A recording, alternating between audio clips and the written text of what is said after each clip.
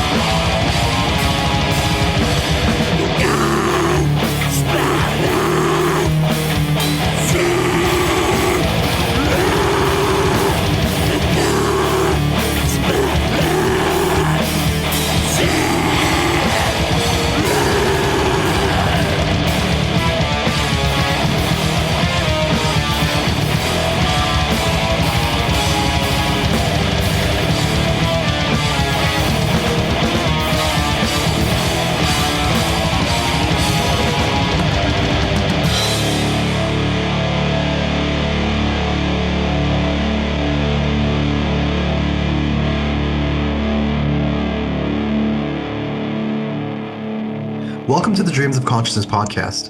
If you'd be so kind, would you mind introducing yourself? Hi, yes, my name's Rob, and I play guitar and do vocals for Shabti, which is a Portland, Maine, USA black death metal band. In addition to black death metal, is there any other way you describe Shabti's music? It's kind of hard for me because I've been doing it for so long and I'm so close to it, but I guess, I'm influenced by death metal bands such as Death, Gorguts, Morbid Angel, mostly the classics, some black metal like Dissection. I like the just kind of visceral aspects of grindcore bands. I'm influenced even by bands like Converge and things like that as well. And I would say for the other two, they have several influences as well. They're more interested in the like prog rock side of things. So in drawing from these things like Mhm. Converge, Gorguts, prog rock, grindcore, Mhm. do you feel like your approach to songwriting is maybe a little bit unconventional? Probably. I mean, I guess one thing when I started getting into extreme music, one of my first albums was Anthems to the Welkin at Dusk by Emperor. And what really intrigued me about that was how non-linear the songs seemed, to someone who'd been listening to, radio rock and Metallica and things like that. So I guess I'm kind of attracted to unconventional song structures from an early age. Rob, can you tell me a little bit about your musical background? Mhm. Did you grow up listening to metal, or did you study music or anything like that? Yeah, so I'm somewhat self-taught. I started listening to music at a very young age. We had music around the house. I grew up in the 80s, so listened to, as a young kid, even I liked Depeche Mode and The Cure a lot, and I'm still a big fan of those bands. Great bands. Yeah. And say around 12, I started listening to hard rock like Led Zeppelin and Metallica for metal. And just kind of by the time I was 15 or 16, I got into black metal and death metal and never really looked back from there. So, yeah. And as far as my musical education goes, pretty much self-taught. There were some guitar classes in high school where they taught you some basic things, very basic theory, had you learn and perform songs and things like that. But I'd say overall, I'm self-taught. Okay. Where do you feel like this being drawn to the unconventional side of music came from? Well, I think I really appreciate songs and pieces of music that kind of take you on a bit of a journey.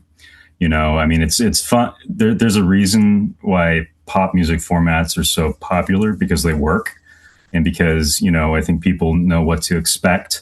And I think that's part of the interaction they have with the music because they can anticipate things. But I like to have things ebb and flow. So yeah, I'd say that's why. And also, I mean, I just write to entertain myself too. So, basically do whatever I feel like. Can you tell me about the origins of Shabti? Sure. What brought you guys together? And originally, what were your goals? Sure.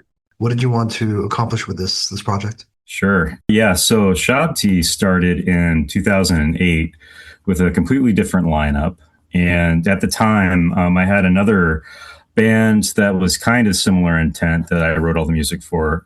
And for Shabti, I've written probably about 95% of the music. The bass player, Brendan, wrote some riffs on the new album. But anyway, so I had a different band called Carixus way back in the day with a different lineup. And we just kind of drifted apart as bands do. And I was pretty just discouraged and not really happy with our last few performances, things like that. So I really wanted to just get it together and do it right one more time. And, I had no real ambitions of other people, really hearing things, really getting anywhere. I just wanted to write music and record music and play a couple shows. And, here we are today, years later. So that's pretty much it. It's always just been about just a kind of like an avenue for self-expression, really. Yeah, I guess that's all I have to say about that. Did you know Ray and Brendan from the scene, from playing around Maine? Yes. Yeah. Yes. So I'm not sure if you're familiar with them. So Ray plays in Falls of Raros out of Portland, just kind of atmospheric black metal. They've got some folky parts. And it's probably kind of doing them an injustice describing them kind of basic like that, but they're kind of on the more epic side. And then he also plays in Obsidian Tongue with Brendan, and that's, pretty progressive black metal. So I met Ray, actually, and we had a event called the 48 Hour Music Festival in Portland, Maine. And basically the idea was they would put you in random groups with other musicians, and you would have to write and perform a set within 48 hours. Interesting. Yeah. So Ray and I got put in the same group, and I reached out to him when my previous drummer had left. So, and then Brendan, we played shows together, in New England with Obsidian Tongue. And he and Ray knew each other pretty well. And, I'd also known Brendan, and Ray suggested we had him join, and I'm really happy that we did. Do you feel like your music changed with the addition of Ray and Brendan, or do you feel like you've been on a pretty straight path since the beginning? Yeah, I'd absolutely say it changed. I'd say it probably got more technical, not really intentionally, but I think just, everybody's capabilities allowed it to become more technical and more intricate. And, Brendan is an awesome bass player, in my opinion. And I love music with, talented bass players. His lines are very elaborate. I think when you hear the CD, you'll hear that. He does lots of just variations on bass lines and things like that. Many different techniques. And they've been great. They definitely took the band to the next level. So this comes up on the podcast regularly because I feel the bass has a strange place in metal, mm-hmm. especially like, extremely fast death and black metal, where, mm-hmm. From a production side and maybe even from a songwriting side, it's not really clear what the role is. Sometimes it just doubles up what the rhythm guitar is doing, and sometimes it just kind of gets lost in under the double kick drumming and the down-tuned guitars. Yeah. In your opinion, what is the role of the bass in Shabti? Well, the role of the bass in Shabti is pretty much an equal instrument to the guitar. And in fact, and it's in any band, bass is important, guitar is important, drums important, but it's just as central because in a lot of bands, they're basically playing the root notes. You'll notice when the bass is gone, it doesn't have the same overall attack and just depth, but, it's not necessarily doing so many things. In Shabti, the way I do it is I write the riffs and I do most of the arrangements, but I just have the musicians I work with just go for it. And I am lucky to work with people I can trust, to have good taste. And I don't really tell them what to do at all, So he did several things, kind of unconventional things. In the Rise of the Shabti, he did some leads. There's kind of like a wah thing at the end, which is bass. And so I guess I don't go into it with any preconceived notions, but it's kind of a basic reference, but growing up, I really like John Paul Jones and Led Zeppelin, right? Okay. And things like that, where they play bass lines, And I think the bass, at the very least, can just add to what the guitar is doing, maybe kind of change the feeling of a chord progression. I think the sky's the limit, really, as far as bass goes in this band.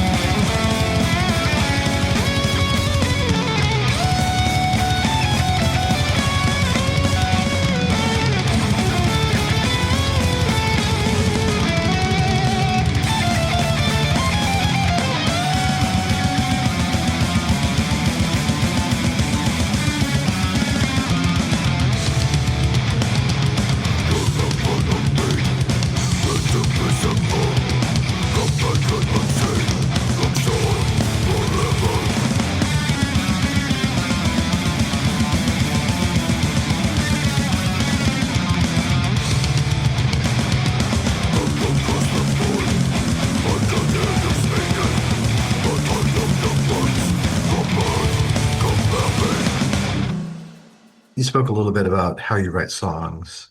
Mm-hmm. Does everything start with guitar for you? Yes. Yeah. I play other instruments, though I don't as much anymore. But, at one point I played keyboards and stuff. And that was actually one of the things in high school. That was kind of my senior project, was to teach myself that and music theory. So, and every once in a while I'll steal an idea that I wrote on keyboards years ago. But it really just comes down to me alone with the guitar. Some riffs I'll write on a bass. But yeah. And since we're a trio, I really write riffs for my own enjoyment, and then I bring them to the group if I think that they're interesting, and we go from there. So I don't have any real preconceived notions of what I want anybody else to be doing. That's pretty much how it works. How complete are the arrangements when Ray and Brendan hear them? They'd probably be better at answering that than me. Because these songs were written a couple of years ago, and my memory might be a little shaky, but I really know how it's going to start and how it's going to end, and I have the riffs, like all the repetitions, figured out, for the most part, and then I bring it to them. So I have an idea of the arrangement. It's pretty much arranged, but they just go for it with what they want to write for drums, what they want to write for bass.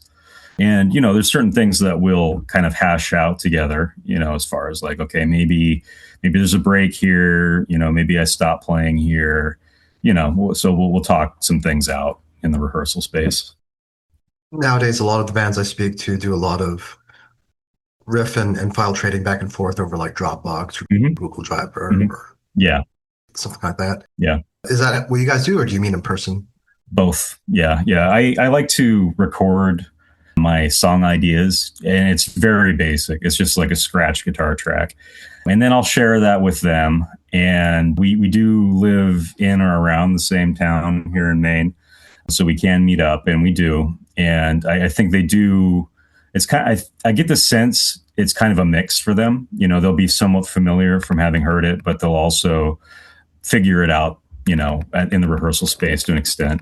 They're very quick at figuring things out. Brendan especially is really quick at picking up, what a suitable bass line would be. So yeah, it's awesome. I don't have to tab anything out. I don't really have to explain anything. We just kind of hook up and figure it out. Do you guys demo stuff on a DAW before you go into the studio? Yeah. So another thing, I'm really lucky. So Ray, in his practice space, he has it all set up. He has headphone monitors, and he has like a DI for the guitar and bass, and he has his drum kit mic'd like all the time. So we basically just like record every rehearsal. Okay. And so what we did with the last album, I might be skipping ahead question wise, but what we did for the last album is we recorded guitar and bass direct, and we recorded drums in the Falls of Raros practice space. And then we took the direct files, and reamped the guitars at a local studio that I've been working with for a really long time, called Acadia Recording Company here in Portland, Maine. And that was a lot of fun. That's the first time I ever reamped anything. He had a really cool selection of amplifiers that we got to use. And it was really kind of surreal just sitting in a studio and like hearing a guitar cabinet play something that I recorded, months before, with nobody there. So that was really pretty cool. But yeah, I mean, for most of our recordings, it's patched together like that. We'll work with one person to do the mixing, another person to do the mastering. Maybe we'll record some parts ourselves, and maybe we'll outsource some tracking. So the album that we're speaking about is Haze, Cacophony, and White Light. Mm-hmm. It is the third Shabti album, and it will be released on August 21st by Contempt Light. Going into this album, what were your intentions? Did you want to build on anything you had done in the past, or maybe try some new things? I would say we're definitely kind of had more of an eye to building on the past. I think with a band, there's certain things that you don't change, or you're basically not the same band anymore. But I don't really think, in terms of what I should or should not be doing. It's just, I'm just writing the music that I want to write, the music that gives me some kind of catharsis. That's really what it's all about. So I think it's a pretty natural progression from the album before that. Is there a theme to the album? Is there like a unified theme or a concept behind it? Not really. I'd say more so than other albums I've done. There's more me reflecting on like aspects of my life or people I know. It's a little bit more personal, but I would say there's no overarching theme to it. Okay. In terms of recording at Falls of Roros's rehearsal space, was that basically because of logistics and budget reasons? Yeah, absolutely. But it was a pleasure and I'm happy with how it turned out. It's logistics, budget reasons. I think it's also just a matter of just comfort for everybody. We play there all the time. They've done all sorts of recording in that space as well. Obsidian Tongues recorded things in that space. They have a bunch of side projects that have recorded in that space. So I'd say all of the above. Did Aaron Charles from Falls of Roros engineer the album on the technical side of recording? He didn't engineer the tracking. He did the mixing though. Okay. So the engineering was for the direct guitars and bass and the drums. That would be Ray and our friend Brian Tennyson, who plays in Eve and a couple other bands in the area.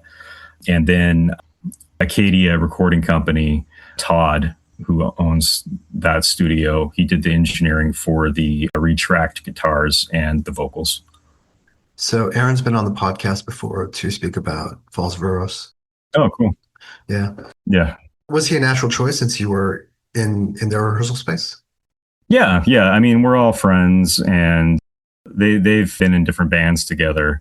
And he's been doing more mixing lately. He's done mixing for other friends' projects. And, I was impressed with what I heard and we thought we'd give it a go. Yeah. Do you want to mention the name of the gentleman who mastered the album? Yes. His name is Dan and he's from Resonance Sound. And yes, we were very happy with that as well. He's also been in a band that some people may have heard of called Cruciamentum. Yes. Yeah.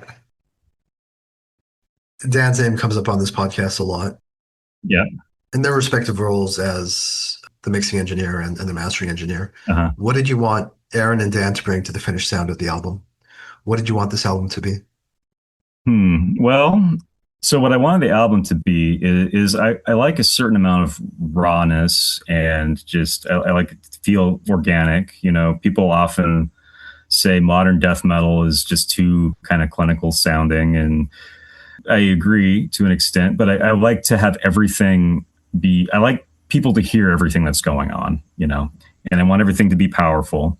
I guess that's basically in a nutshell what I was looking for. I wasn't looking for anything too elaborate, but, I sent some ideas back and forth with Aaron and he had some ideas as far as producing certain parts, certain changes in guitar tone and things like that. Because live from Shabti, at least up until now, I've always done just guitar straight into my half stack.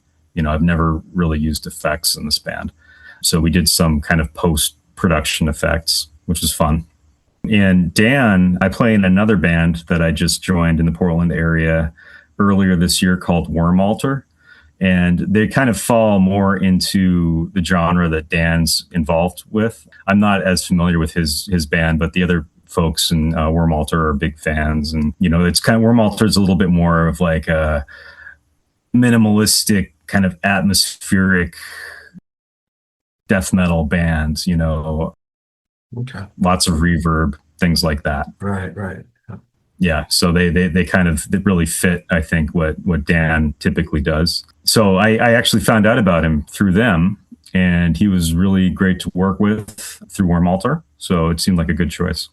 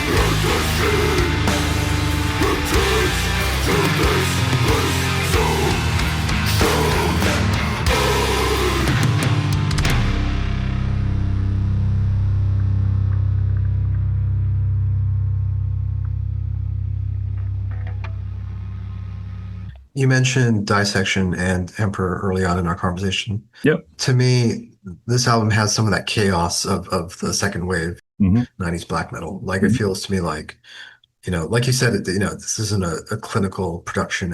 Mm-hmm. It feels like very urgent and kind Mm-hmm. of like driving. Do you know what I Mm-hmm. mean? Yeah, yeah. Thank you. Yeah, that's something that I really look for in music. That's kind of some of my other influences too have that feel. Like, for instance, I like kind of like Martyr Dodd. Are you familiar with them? Kind of DB, Trusty Black. Yeah, yeah, the crust band. Yeah, Yeah, yeah, yeah. yeah. They've got that kind of urgency to them, and a lot of crust bands have that. A lot of grindcore bands have that. I like Napalm Death a lot. I like Insect Warfare. Hell yeah. Yeah. So. Yeah. Do you double track your vocals? Do you do layered vocals? I do, yeah. And, like everything we do is always on a shoestring budget. So the best way for me to record vocals in those circumstances is to go in and just go bam, bam, bam, hit each song like a couple times, not even really, spend much time analyzing it, and then take the tracks back, right? So that's basically what we did for that. Now, I don't know necessarily what Aaron kept and what he didn't keep. And there's certain parts where I did multiple tracking where, it's kind of like, okay, cut that part. There were parts where I wanted to do layers, like kind of like deicide would be like an obvious comparison. Yeah, yeah, yeah. So like the low high kind of thing. Yeah, yeah, yeah. And I mean, I've been influenced by the way back, listening to Carcass and that kind of thing. So Yeah. yeah, so yeah, I do. And I think on the album, some of the highs and lows, which are just highs and lows, are double layered, but some of them aren't. So Okay. I've been asking bands this question for the past couple of mm-hmm. months, just because I was curious Mm-hmm. about the approach, the layered vocal approach. Have you noticed any trends? Well, to be honest with you, it's not as common as I thought it was. Just because Oh, really? I know Barney Greenway does layered Yeah, vocals, does a lot of tracks. yeah. I know Nurgle from Behemoth does as well. Mm-hmm. And I've spoken to a few bands, or a lot of the bands that I've been speaking to in the last couple of months, Mm-hmm. and a lot of engineers, and they have different reasons for why they do it or why they don't do it. Mm-hmm. I'm just curious in your case, besides the low high approach, Mm-hmm. is there a reason? No, I mean for the last one, it was strictly just budget and time, because it was just easier for me to go and be like, okay, I'm doing Rise of the Shabti, right, and just bang out 2 takes and then listen to it later to choose the one that I wanted. That's really all it came down to, just practical matters. But really, when I listened back to it, I was happy with all of the takes, really. So if I cut something out, it's mostly just because I just didn't think it fit in a certain part after listening back to it. I do think it adds. I think it can be challenging because if your timing's not dead on, Yeah. and your enunciation isn't dead on, it can sound like a mess. Yeah. But for the vocals for that album, I had attempted to do vocals in the practice space like about a year before, and I just wasn't happy with it. We hadn't been playing shows much. I was running out of breath, and I was like, I got to just get myself back into shape. So, when we went back to the studio, like a bit later, considerably later, I got back into working out, and I just practiced vocals in my basement alone, like a weirdo for a month or a month and a half. And I just got my technique back up. So when I did go back to the studio, like everything pretty much was just like right on the dime. So the album will be officially out a few weeks after our conversation. Mm-hmm. You'll be playing a show. I'm not sure if this episode will be out in time, but you'll be playing a show on the 14th. Mm-hmm. Do you have any other plans for live appearances or maybe even festivals or tours? I would love to do more live appearances. There are a lot of obligations for the other members of the band. So I'll just say that I would definitely entertain any offers people have. And I would personally like to play more live. But at this time, we don't have anything else scheduled other than the release show. Okay. So Haze, Cacophony, and White Light will be out on August 21st through Contemplate. Rob, Please tell everyone listening to this or watching it on YouTube how they can order the new album. What's the best way to get it? Thanks. Yeah. So we are selling this through Bandcamp on Contem Light. So it's Contem Light, CONTEMLIGHT.bandcamp.com/merch. So you can order it there. We're releasing it in cassette and digital format only at this time. We may also release in other formats in the future. So that is basically the best way to get our music. And is all your merch going through your Bandcamp page? Yeah, though our older CDs are available on our Bandcamp, not the Contem Light page. Okay. So Contem Light is doing Haze, Cacophony, and White Light, and Shabti Bandcamp for everything else, basically our older albums. Okay. And if people want to get updates on the physical releases, any other formats, or any live appearances you guys might be making, what's the best way to follow you guys online? Yeah, I'm not really a master at that, to be honest, but so Facebook seems to kind of be dying from what I see, but people can follow us on Facebook. We have a Facebook. It's Metal Shabti. And on Instagram, we are Shabti_official. So I'm actually not familiar with Contem Light. Can you tell me a little bit about the label? Yeah, happy to. So my friend John Morse runs Contem Light, and it's kind of he really did promotions primarily for a long time. He used to operate under a different name here in Portland, Maine, but he was really responsible for bringing all of the exciting underground metal shows to Maine, in my opinion. For instance, we played with Ghoul a while ago in Necrot, and he put that together. A lot of the shows that I've had the privilege of playing, with bands of that level, he had quite a bit to do with getting us on those shows. So he would book all of these shows in Portland, Maine with national and international bands. So I've known him for years and years, and he actually released our last CD, Trembling and Shorn, under his previous name, which I'm blanking on right now, but yeah. Okay. So we go way back. Okay. Rob, it was really nice speaking with you. Likewise. Is there anything else you want to say? Anything else you want the listeners to know about the album or anything else? Yeah, I would just say, it's a labor of love, and I'm planning on continuing in this direction. And I really appreciate all the people that have been along for the ride with us over the years. Thanks so much, Rob. Thank you.